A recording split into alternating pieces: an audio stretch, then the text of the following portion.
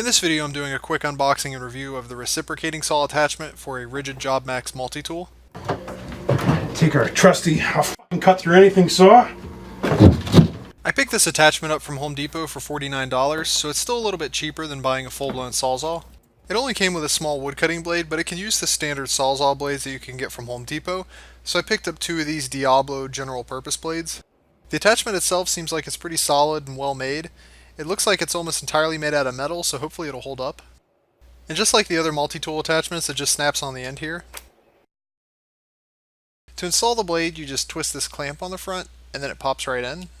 And you can install the blades either cutting side down, or cutting side up if you're working in a weird space and have to cut in a different direction. In my case, I'll just be using the cutting side down. On the back of the attachment here, you'll see the trigger lock. Whenever it's unlocked, you can pull the trigger. And whenever you switch it over to the lock position, you can't pull it. And what I'm going to be cutting up here is an old Jeep bumper that my neighbor was trying to get rid of. This was too big to fit in the trash can, so I told her I would cut it up for her. It's mostly just made out of plastic with some metal mounting brackets. It is just a reciprocating saw, so there's not really a whole lot to see here. The attachment seems like it gets plenty of power from the multi-tool.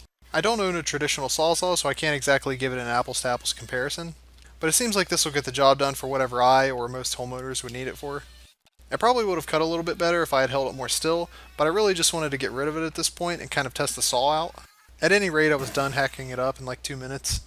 I know that most people want to cut through more than just plastic with a sawzall, so I took one of the ends of the bumper and tried it out on one of these little metal brackets. I'm going to fast forward through this because it did take a little bit of time to cut through this. This probably would have also been faster if I had used a blade specifically for metal instead of just kind of a general use blade.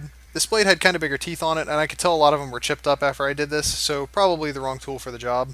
It took about 1 minute and 20 seconds to saw through this bracket. And the last little test here I'm going to do is to saw through a piece of scrap 2x4, and despite the blade having a couple chipped teeth after cutting through that bracket, it made it through the wood pretty easily.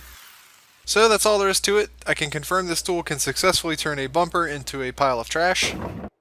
The only complaint I have with it is that if the attachment pulls away from the multi-tool, and you can see this little gap here, it acts almost like the trigger lock is engaged and it won't let you pull the trigger unless you slide the attachment back towards the multi-tool. This was only kind of a minor nuisance, and other than that, I'm pretty happy with this attachment. We'll fix it.